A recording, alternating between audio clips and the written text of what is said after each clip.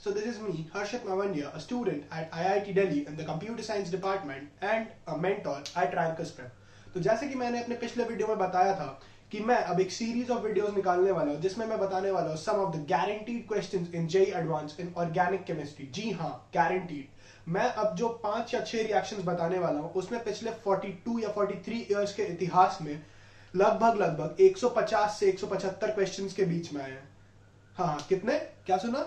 150 से 175 questions just by these 5 to 6 questions, 5 to 6 reactions. तो इसलिए मैं कहता हूं कि लगभग हर साल इन 6 में से लगभग 3 या 4 रिएक्शन से क्वेश्चंस आने ही आने हैं। तो ये some of the most important reactions हैं इन ऑर्गेनिक केमिस्ट्री।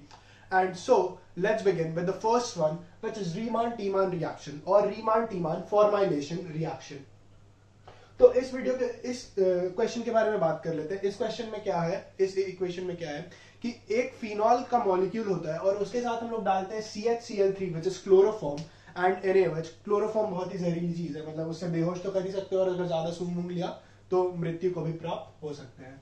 हाँ, तो बात करते हैं इस रिएक्शन में क्या होता है कि फिनॉल और CHCl3 reacts in the presence of a base, a strong base, to form an aldehyde which is ortho or para to the OH group which is hydroxyl group। तो एक CH या फिर फॉर्माइल ग्रुप जुड़ जाता है para या ortho position पे। तो अब आगे बात करते हैं कि ये रिएक्शन का मैकेनिज्म क्या होता है, कैसे होता है रिएक्शन, क्यों होता है रिएक्शन। तो जब हम लोग एक स्ट्रॉन्ग बेस के प्रेजेंस में, यहाँ पे इस रिएक्शन में बेस का बहुत इंपॉर्टेंट है क्योंकि ये बेस इससे भी रिएक्ट करता है और ये बेस इससे भी रिएक्ट करता है। ठीक है, तो हम लोग का पहले क्या होता है कि CHCl3 का जो एक मॉलिक्यूल होता है उसमें 3 क्लोरीन भारी भरकम इलेक्ट्रॉन विड्रॉइंग ग्रुप्स क्लोरीन के जुड़े हुए रहते हैं, जो कि OH ग्रुप क्या है, OH को क्या चाहिए, OH को जिंदगी में क्या चाहिए, हाइड्रोजन आयंस चाहिए। ठीक है, तो उसे दिखाई देता है कि यहाँ पे क्लोरीन CHCl3 का मॉलिक्यूल है, भीषण टाइप से इलेक्ट्रॉन विड्रॉइंग ग्रुप है। तो कार्बन भी देख के खुश हो जाता है कि अगर उसके सर पे नेगेटिव चार्ज आता है तो उसे कोई बहुत ज्यादा दिक्कत नहीं है क्योंकि क्लोरीन अपने हिस्से के इलेक्ट्रॉन्स ले लेते हैं। तो ये बहुत ज्यादा अनस्टेबल इलेक्ट्रॉन अनायन कार्बन आयन नहीं बनता है, काफी स्टेबल कार्बन आयन बनता है इनफैक्ट। तो इसीलिए OH- प्यार से यहाँ से एसिडिक हाइड्रोजन निकाल के ले जाता है और यहाँ पे बन जाता है पानी का मॉलिक्यूल और साथ ही साथ हमारे पास बन जाता है carbon ion which is CHCl3 का कार्बन आयन। ठीक है, अब बहुत ही मजेदार चीज होती है। क्या होती है कि ये जो मॉलिक्यूल है उसमें क्या है, डबल इलेक्ट्रॉन है सर पे कार्बन के। ठीक है, कार्बन आयन है और साथ ही साथ बहुत सारे क्लोरीन मॉलिक्यूल्स। अब क्लोरीन मॉलिक्यूल्स का क्या सीन होता है ना कि they are good leaving group. तो ये जो इलेक्ट्रॉन है उसके वजह से यहां पे हो जाता है अल्फा एलिमिनेशन।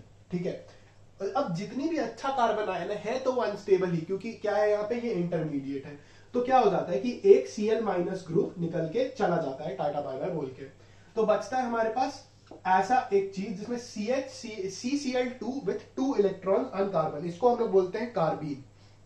ठीक है, अब ये कार्बीन भी बहुत मजेदार चीज है।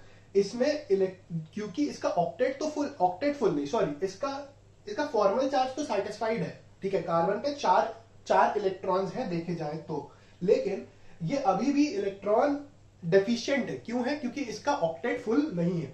ठीक है, और एक और प्रॉपर्टी होती है सेकंड पीरियड एलिमेंट्स की, उनका जब ऑक्टेट फुल नहीं होता है ना तो उनके जिंदगी में बहुत तड़प मची हुई रहती है। ठीक है, और वो हाईली अनस्टेबल होते हैं। अब क्या होता है कि ये NaOH वापस से गेम में आता है और ये फिनॉल का एसिडिक हाइड्रोजन चुरा के ले जाता है और यहाँ पे बन जाता है फिनॉक्साइड आयन।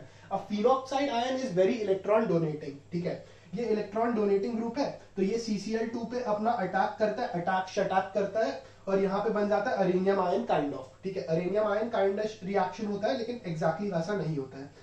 तो हमारे पास एक ऐसी स्पीशीज बचती है।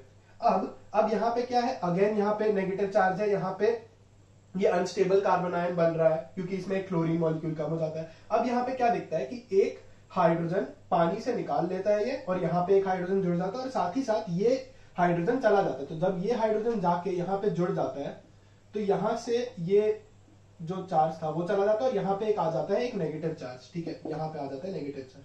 अब क्या होता है कि ये नेगेटिव चार्ज यहाँ आता है और ये नेगेटिव चार्ज यहाँ आता है और बन जाता है हमारे पास ये प्यारा सा मॉलिक्यूल। तो इसमें एरोमेटिसिटी वापस से आ जाती है, इसीलिए ये प्रोडक्ट भी काफी स्टेबल बन जाता है और आगे का रिएक्शन हो पाता है। अगर यहाँ पे एरोमेटिसिटी शायद अगर नहीं आती कभी, तो हो सकता है ये रिएक्शन आगे नहीं जाता, लेकिन क्योंकि यहाँ पे एरोमेटिसिटी आ चुकी है तो अगेन OH- प्ले में आता है और क्लोरीन को यहां से अटैक करके SN2 रिएक्शन करके निकाल देता है एक क्लोरीन को और खुद जुड़ जाता है।